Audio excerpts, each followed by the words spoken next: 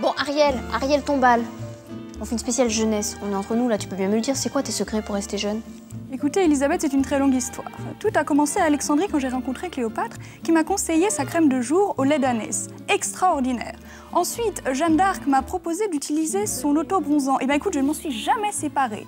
Finalement, j'ai réussi à avoir l'adresse du chirurgien de Marie-Antoinette. Exceptionnel, hein, regarde, il m'a tiré là sous la joue, tu vois. J'ai même pas de cicatrice sous les oreilles. Non mais c'est incroyable pour l'époque, non? Non mais Ariel, mais quel âge as-tu? Marie-Antoinette, Jeanne d'Arc, Cléopâtre, mais en fait tu es morte!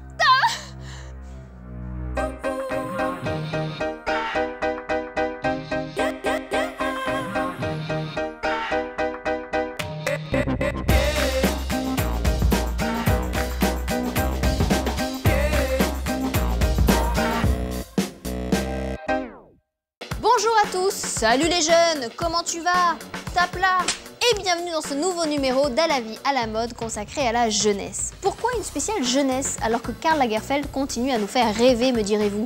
C'est quoi ce jeunisme? Eh bien parce qu'il faut soutenir la jeune création, madame. Parce que la mode par définition se renouvelle, s'adapte, évolue, réinterprète et propose. Et oui, c'est pas comme la politique la mode, idiote. Pas facile quand on est jeune de se faire une place au soleil de la mode et pourtant, il se passe des choses. Cette semaine, on vous les montre ces choses, la fougue du jeune créateur, les nouveaux talents et le sang neuf. C'est tout de suite dans À la vie à la mode, regardez. Au sommaire à la vie à la mode spéciale jeunesse, toute la mode prépubère, la mode régressive, la mode rebelle. Ah bah aujourd'hui, je déteste beaucoup la mondialisation. En association avec le Daily Elle, Lorraine Bastide nous dira tout ce qu'il faut savoir sur la tendance suivie par les jeunes et pour les jeunes. Nous vous dirons comment avoir l'air ado sans les boutons d'acné et nous partirons à la rencontre du jeune créateur qui cartonne Simon Porte Jacques Mus. Dans la mode, on a oublié qu'un sourire, c'est cool. Hein. Hugo Lopez nous présentera son objet culte de la semaine. Il n'a pas pris une ride. Elisabeth Bost nous livrera la phrase culte et la princesse ottomane Yas Bouquet répondra à notre questionnaire mode. À poil. À la vie à la mode, c'est la mode rêvée des enfants. La mode ingrate des adolescents, ça fait son cinéma et c'est maintenant. Et alors Ariel, non, parce que t'as connu Vercingétorix, alors il était sympa, t'as un petit scoop? Oh chérie, si tu savais, oh Vercingétorix, Versant. Mais non! Mais si! Oh, quelle chaleur! Et on commence cette émission avec le JT de l'actu mode à la mode de notre rédac-chef Cougar, Raphaël Simon. Cette semaine, elle est allée chercher des infos du côté de la jeunesse et elle était bien contente parce que la jeunesse, notre rédac-chef, c'est son dada. Tout de suite, des infos fraîches, pas tout à fait mûres mais très sérieuses, JT.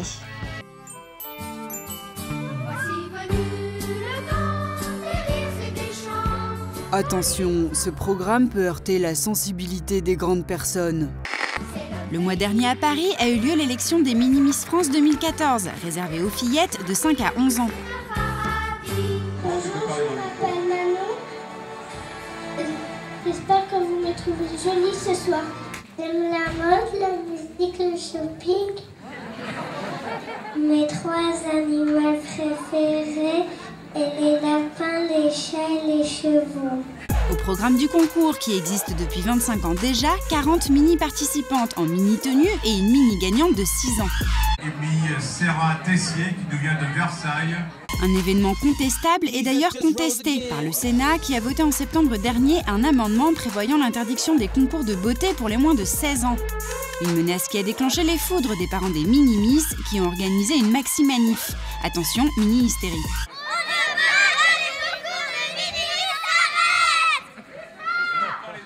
Mais le phénomène des mini-miss en France n'est rien par rapport aux États-Unis, où chaque année, 250 000 petites américaines participent à 5 000 différents concours de mini-miss. Et oui, aux États-Unis, même le mini se fait en version maxi. Merci, à plus tard. Merci. Et pour les modo-cinéphiles, le film à ne pas manquer en ce début d'année, c'est bien évidemment Yves Saint Laurent, de Jalil Lesper. Le film revient sur les années de gloire du couturier de génie qui commença chez Dior avant de lancer la marque qui émancipa la mode féminine dans les années 60, grâce à des inventions majeures comme la saharienne ou le tailleur pantalon. Dans le rôle titre, le comédien Pierre Ninet, bluffant, face à Guillaume Gallienne dans le rôle de l'amant mentor Pierre Berger. merveilleux, extraordinaire, formidable. Pierre Berger, le vrai, qui a été d'un soutien sans pareil pour le film, en autorisant l'accès au lieu de travail et de vie de Saint-Laurent pour le tournage et en prêtant même les réelles tenues d'époque, notamment les fameuses robes Mondrian. Autant dire que les actrices n'avaient pas intérêt à trop transpirer dans les pièces d'archives. Une mainmise de Pierre Berger vivement critiquée par la presse, qui voit dans le biopic un film de commande. Les mauvaises langues diront même que le film est plus à l'effigie de Berger que de Saint-Laurent. Sans toi, il n'y aurait rien, sans toi, il n'y aurait rien, sans toi, il n'y aurait rien. Et c'est formidable. Pour une vision moins officielle, il faudra attendre la version de Bertrand Bonello, avec Gaspard Ulliel, qui sortira cet automne. Une adaptation vivement contestée par Pierre Berger, qui n'a pas été consulté au préalable. Attention, après la guerre des boutons, la guerre du chiffon.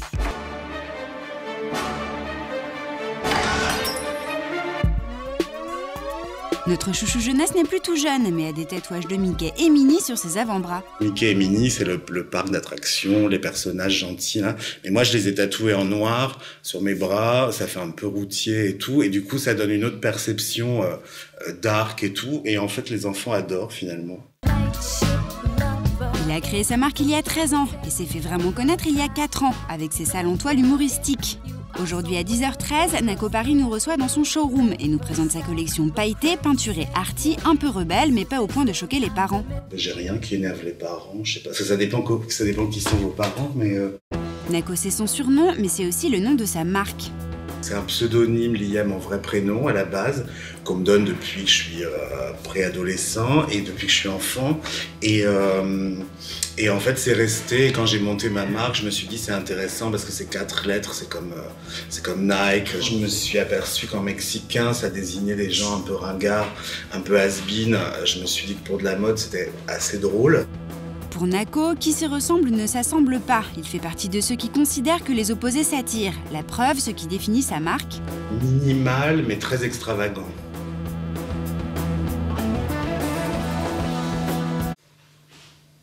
Voilà. Nako, c'est le créateur qui aime l'art et qui déteste la mondialisation. Et qui fait de la mode sa résistance dans la vie. C'est rigolo.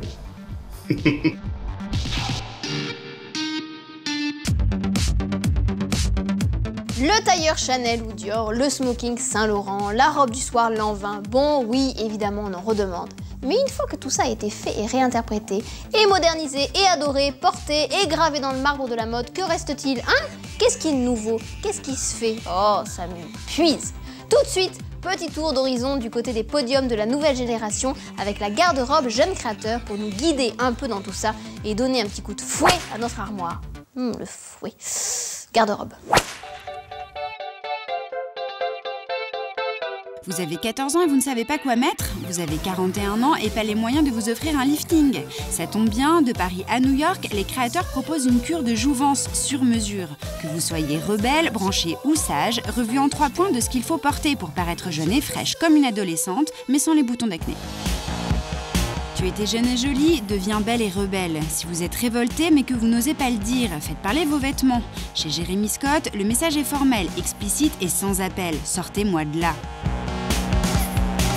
Chez Saint-Laurent, trêve de message, la rébellion est dans l'attitude. Si vous traversez une crise d'ado tardive, le look collégienne m'en fout de l'hygiène est vraiment pour vous. Collant troué, jupe retroussée, chemise mal lunée. Les grandes enseignes petit prix ont suivi le pas et ont recopié par dizaines le look rebelle néo-grunge à retrouver donc ici et là. Si la discrétion est votre atout, misez donc sur la couleur. Inspirez-vous de la palette bonbon de Cédric Charlier. Oubliez le noir et gris qui vous font prendre 10 ans et assumez les couleurs joyeuses et enfantines. Bubblegum en total look ou par petites touches fluo, sur tenue sobre pour les plus timides. Sur une seule pièce, un accessoire, une doublure ou carrément sur le visage. De la couleur à gogo que l'on retrouve à petit prix. Chez l'américain Tommy Hilfiger, on se la joue prépi, bon élève. Déclinaison de costumes masculins, motif pied de poule, prince de Galles, jacquard. Jouez-la stricte comme une rentrée des classes et encanaillez votre tenue avec un détail choc, jupe très courte, chaussures démentes. Le pied de poule est aussi disponible en version mini-prix. Et si vous voulez taper dans le mille sans vous taper la honte, inspirez-vous de l'imprimé Kenzo, le prescripteur de tendance de la jeunesse californienne dorée mais pas cramée. Chaque année, la marque dégote l'imprimé qu'il faut porter. Après le tigre et la panthère acidulée, n'ayez Dieu que pour l'œil. L'œil, c'est le motif de 2014 et vous le retrouverez un peu partout si vous ouvrez un peu l'œil. Autre option, si vous voulez rajeunir sans trop d'efforts, inspirez-vous des looks de lycéenne de Junya Watanabe. Faites revivre vos années lycée en sortant le perfecto. Et les pantalons larges en jean ou en cuir retroussé, apportés avec des escarpins pour détasser la silhouette. Jouez les patchwork de matière recyclée. Vous paraîtrez jeune et écolo et branché. Un peu folle aussi si vous adoptez la coiffure qui va avec, mais ce n'est pas une obligation. Là aussi, vous pourrez composer votre tenue sans un budget trop conséquent, du perfecto au jean boyfriend. Sage, rebelle ou branché, roulez jeunesse. Mais attention, si vous pouvez gagner quelques années en maniant habilement votre garde-robe, point trop n'en faut. N'oubliez jamais votre petite culotte ni votre dignité. Yas Buquet est la reine de l'accessoire pop, frais, cool, drôle et joli qui respire la jeunesse et la folie, le lol, le smiley. Cette semaine, la créatrice a accepté de répondre à notre questionnaire La mode, leur vie. Yas Buquet. Bah, vous savez qu'Yas Buquet est une amie? Ah bon, mais vous voulez dire qu'elle aussi, elle est morte? Bah non, pourquoi vous dites ça? Non, non, pour rien. Questionnaire. 2, 3, 4, 5, 6, 7, 8 and back. Cette semaine, c'est la créatrice de bijoux et accessoires Yas Buquet qui répond à notre questionnaire mode. Yas Buquet qui sort toujours à poil. Mes boucles d'oreilles. Comme ça, je vois tout le temps. Je crois qu'il faut interdire le sarouel. Voilà. Et le pantacourt pour les garçons. Accessoire fétiche que j'ai sous ma culotte. Beaucoup de pilules bio. Et oui, et l'intelligence, évidemment. Ça me quitte pas. Ariel Tombal, quelle soirée hier soir chez Catherine Baba, c'était tellement dingue. Attendez, Lorraine, vous connaissez Ariel Tombal? Bah, depuis des lustres, j'ai envie de dire. Ah bon? Mais évidemment, on se connaît, ça fait un bail avec Lorraine. Mais Lorraine, mais quel âge avez-vous? C'est une question qui ne se pose pas, Elisabeth. Tout de suite, on retrouve la chronique de Lorraine Vieille Bastide, La vie mode. Je suis choquée, non mais vraiment. De la mode, dans le code. Lorraine, alors qu'est-ce qui se passe de fou à la rédaction? Alors, cette semaine, on a réalisé quelque chose d'assez fou à la rédaction. Le nouvel ongle, c'est l'œil. Le nouvel ongle, c'est l'œil. Parfaitement. J'aimerais que vous notiez cette phrase chez vous. Notez-la et réfléchissez-y bien. Parce qu'en fait, l'eye art, donc l'art de l'œil, remplace le nail art. L'art de l'ongle. L'art de l'ongle. Par exemple, on peut s'inspirer des défilés qui sont déjà complètement dans le eye art. Le défilé Chanel Art et Métier qui s'est déroulé il y a peu de temps à Dallas. Les mannequins avaient l'œil complètement encerclé de doré. Oh, mais c'est pas très crise, ça. C'est pas très crise et en même temps, vu que l'or n'est pas dans les poches, autant se la mettre sur les poches des yeux. Ça, c'est pas mal. Ça, c'est une bonne idée, bien jolie. Pensé. Quoi d'autre? Alors, quoi d'autre? On a vu chez Chanel, encore Karl, plein de petits traits de pinceaux multicolores autour de l'œil, genre jaune, violet, bleu, rose. Arc-en-ciel un peu. Très arc-en-ciel, assez printanier, extrêmement frais. D'accord. C'est chouette, c'est facile à faire. On peut s'en inspirer. On peut s'en inspirer. Et alors chez Céline, un trait d'eyeliner un tout petit peu fou comme ça, qui au lieu de suivre la ligne de la paupière, se barre un peu vers le sourcil. Ouais. Et c'est beau? En tout cas, c'est Céline. Donc comme c'est Céline, on peut difficilement dire que c'est pas beau parce qu'en fait c'est Céline. Mais oui. Ça se passe comme ça. Bon, admettons, moi par exemple, ce week-end, j'ai une soirée privée chez ma mère et je veux me faire du eye art. Je fais comment? Alors, je pense qu'il faut quand même prévoir 2 bonnes heures pour se préparer. Ouais. Parce que ce qui est difficile, j'ai testé, c'est de se faire pareil aux 2 yeux. C'est très compliqué en fait. C'est un peu comme se faire la main droite en dernier ongle. C'est jamais aussi bien fait. Donc vous pensez qu'on va se retrouver avec de véritables œuvres d'art un petit peu sur nos paupières? Je pense qu'il faut simplement pas tomber dans l'écueil de Boy George en 82, qui avait quand même du fard à paupières jusque-là et un trait dessiné. Non mais Chimera. Alors, Chimera. Elle avait du fard à paupières qui allait en fait jusqu'à peu près au milieu de la tête, comme ça. Mais j'adorais, moi. Moi, je vous parie que dans 6 mois, Rihanna, elle est maquillée comme Chimera en 83. Bon, bah, merci, hein. Bah, de rien. On a parlé de Chimera, ça m'a fait chaud. Ouais, oui, mais je sais que vous l'adorez. Il est est jeune, il est créateur, il s'appelle Simon Porte-Jacquemus. Il est la coqueluche des rédactrices de mode et des jeunes gens qui attendent à la sortie de défilé sans carte de presse ni accès au défilé. Le succès lui est tombé sur le coin du joli nez après seulement quelques collections consacrées à son idéal féminin, entre Charles Gainsbourg dans L'Effronté, Sandrine Bonner dans À nos amours, Sophie Marceau jeune ou Isabelle Adjani chanteuse. Raphaël Simon l'a suivi lors de son dernier défilé à Paris pour dresser le portrait de Simon Porte-Jacquemus, ce créateur branché du pull marine, très précoce, regardez. Non mais quand je dis précoce, je parle de mode, hein, pas d'autre chose, quand même.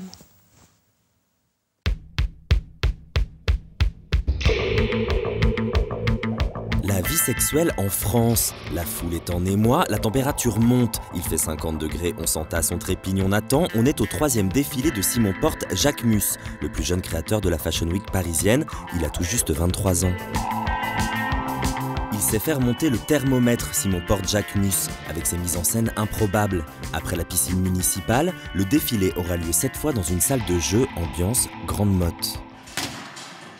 Et si la mayonnaise prend, c'est qu'il a une bonne recette, le jeune chef, la spontanéité.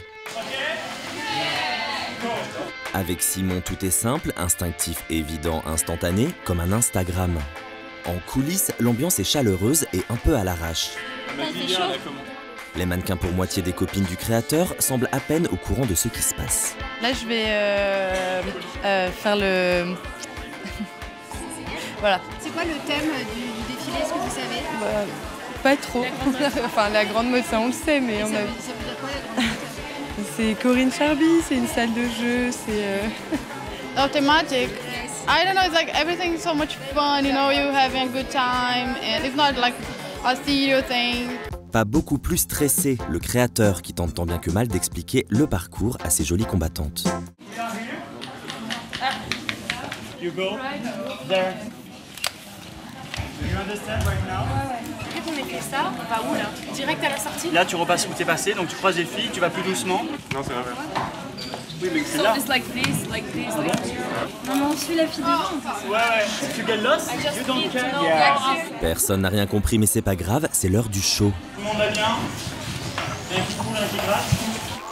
Rien qui coule, rien qui gratte et une collection minimale. Couleur unie et franche comme une boule de glace, matière simple comme le coton, coupe architecturale comme les immeubles de la Grande Motte. Et bam! Depuis sa dernière collection en juillet 2010, l'Easy Minimalisme est devenue la marque de fabrique du créateur. Pas de poche, pas de boutons, des vêtements uniformes, du Made in France avec les moyens du bord. Peu de couture, de toute façon la couture c'est pas son fort, et il façonne même ses vêtements directement sur son propre corps. Car chez Jacquemus, le minimal est plus animal que cérébral. Un minimalisme simple et spontané, un minimalisme qui fait sourire, un minimalisme à la Courrèges, la marque vénérée du créateur. J'aime Courrèges, je m'en cache pas, je le dis à tout le monde que c'est la maison que je préfère à Paris. C'est français, c'est naïf, c'est avec le sourire. Et ça, on a oublié que le minimalisme, c'est pour des gens qui sourient. Même dans la mode, on a oublié qu'un sourire, c'est cool. Hein. La mode sourire, c'est cool et ça marche, et ça le créateur l'a bien compris. Les collections de Simon Porte-Jacquemus, c'est d'abord des histoires qui font sourire. Petit film à l'appui. Après la piscine, Jacquemus nous emmène donc à la Grande Motte. C'est une fille qui va en vacances chez la grand-mère à la Grande Motte, elle mange des glaces, elle joue au tennis et elle tombe amoureuse. Point. Pour moi, c'est une histoire, une collection. Plus que vraiment vouloir dire « Allez, je vais faire des jupes plissées », enfin, ça m'excite pas de faire ça, je me lève pas pour ça en tout cas. La mode comme une histoire, comme un roman photo, comme un reflet. Sous ses airs de petit nouveau, Simon Porte-Jacquemus a tout compris de la mode narcissique 3.0. Le créateur sait créer l'événement à chaque défilé. Lui qui s'est fait remarquer devant un show Dior en 2011 en faisant manifester ses modèles dans sa collection ouvrière. Génération Instagram, Jacquemus mitraille ses pages de selfies, invite les journalistes directement via Facebook, crée des t-shirts slogans copiés illico presto, fait parler de lui dans la presse. Europe, États-Unis, Canada, Japon, ces collections se vendent dans les spots les plus branchés et le créateur vient tout juste d'ouvrir son propre showroom à Paris. Collection minimale, communication maximale, la recette fait jackpot, le défilé Vive la vie est un succès. Oh mon Dieu! Oh mon Dieu, mais quelle horreur! Mais c'est pas vrai, c'est pas possible!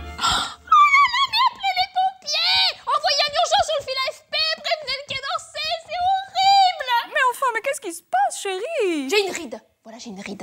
Bah, moi aussi, j'ai une ride. Ah bah oui, mais bon, toi, Ariel, tu assises dessus, hein, alors que moi, c'est une ride là, au coin de la bouche, c'est pas juste. Bon, vite, regardons le conseil beauté pour apprendre à estomper les marques du temps. Conseil beauté. Là.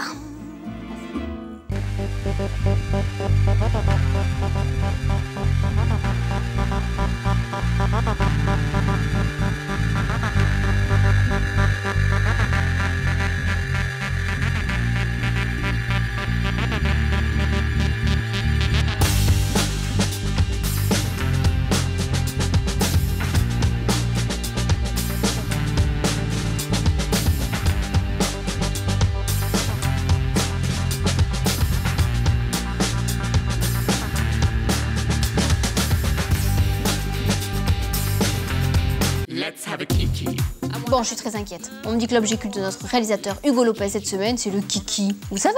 Non, mais pas le kiki. Le kiki, la peluche. Non, mais il nous aura vraiment tout fait celui-là. Hein. Il est quand même hyper premier degré. Hein. On lui dit cette semaine, Hugo, on fait une spéciale jeunesse. Hop, pour l'objet culte, il choisit le kiki.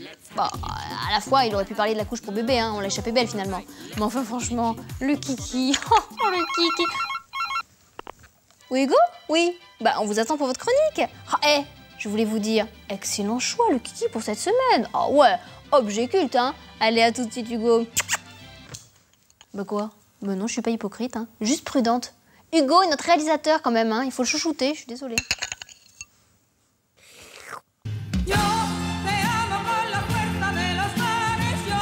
Alors, Hugo, de quoi êtes-vous venu me parler?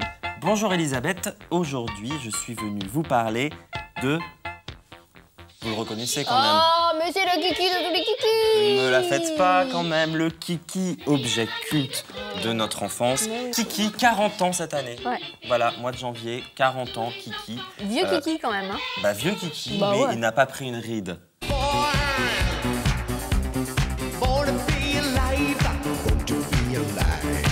C'est Touri Kiki. D'accord. Ok. Pourquoi vous regardez sous son... Il a regardé le kiki du kiki. Je vous jure, il a fait comme ça, il a regardé le kiki du kiki. Le kiki n'a pas de kiki. Celui-là, il doit avoir un gros kiki. Oh, oui, un gros. Moi, ça me gêne. Bon.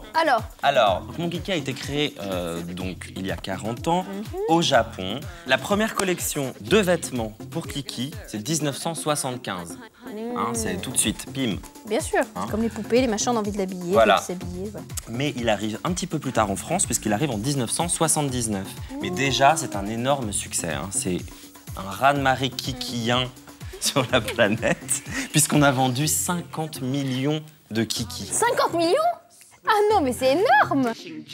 Non, mais ce qui est fou, c'est que ce soit encore à la mode. J'ai l'impression que ça revient à la mode. Oui, là. bah déjà, ce qui est à la mode, tout ce qui est un peu vintage est à la mode. En vêtements, enfin en basket, voilà. Il y a la girafe Sophie qu'on peut citer aussi comme objet un peu culte comme ça, qui revient effectivement. Il y a aussi le boom des jouets en bois, hein, ça revient beaucoup. Donc forcément, le kiki surfe sur cette vague. Et plaît toujours. Enfin, c'est un truc que moi, je pourrais très bien offrir à mes neveux, nièces, enfants. Ah, j'ai cru à vos amis. Je me disais quand même, c'est un peu bizarre. Bah, vous savez quoi? Moi, on m'offrirait un kiki, je trouverais ça assez rigolo. Oui, mais vous n'êtes pas une personne normale, Hugo. C'est vous qui le dites. C'est pour les enfants. On peut dire quand même, c'est que c'est pour les enfants. Oui, évidemment, c'est pour les enfants. D'ailleurs, la fourrure, là, synthétique, est tout à fait agréable au toucher. Et il semblerait que cette fourrure garde les odeurs. Voilà. Bon, comme les peluches, un peu. Ouais, ça garde on peut l'odeur le de l'enfant. parfumer ou alors. Vous êtes en train de me dire que c'est un parfait doudou. C'est un parfait doudou, voilà. exactement. Okay. C'est non seulement un objet mode, mais c'est un objet à la mode. Et pour la vie. Et pour la vie. Voilà. Bon, ben voilà. Ok, merci. Le Je kiki de tous les kikis. Viens là. Viens, Peppa. Viens, voilà. Viens, ma kiki. Voilà le kiki. Le kiki de tous les kikis. Voilà. Voilà. Regarde, Kiki, ta sœur. Il est l'heure de théoriser, de réciter, de mettre des mots sur la mode et le chiffon. Il est l'heure de la phrase culte et cette semaine, c'est à un éternel jeune homme de la mode qu'on la doit en toute simplicité et gentillesse. Regardez, écoutez, phrase culte. Quel âge t'as? 32 ans. Oh, et toi, t'as quel âge? 47. Oh, mais quelle horreur. Et toi? 53 ans. Oh, mais c'est pas possible! J'ai autour de moi des gens jeunes et beaux. J'ai horreur de regarder la laideur. Karl Lagerfeld.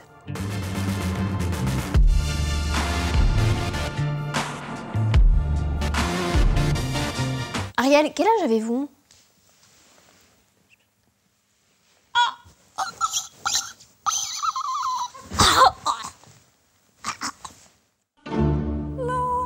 Et voilà, cette émission anti-vieux du cerveau de la mode est terminée. Les valeurs sûres, la continuité, l'héritage, c'est bien. Mais n'oubliez pas de chouchouter la jeune création aussi, parce qu'un jour, ce sera elle le patrimoine. Et même si l'on observe une volonté des grands groupes d'aider ou de promouvoir les jeunes créateurs, aujourd'hui, même si on a beaucoup de talent, il est très difficile d'émerger et encore plus de rester indépendant. Alors hop, on va dans les festivals de mode, on plonge dans les calendriers off des semaines de la mode et on ouvre les yeux et le porte-monnaie. On soutient la jeunesse, la fougue, la prise de risque et le talent.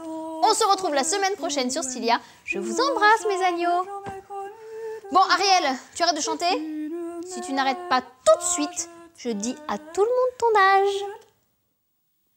Tu es méchante, Elisabeth. Ton arrière-grand-mère était beaucoup plus sympa que toi. Et puis beaucoup plus grande, surtout.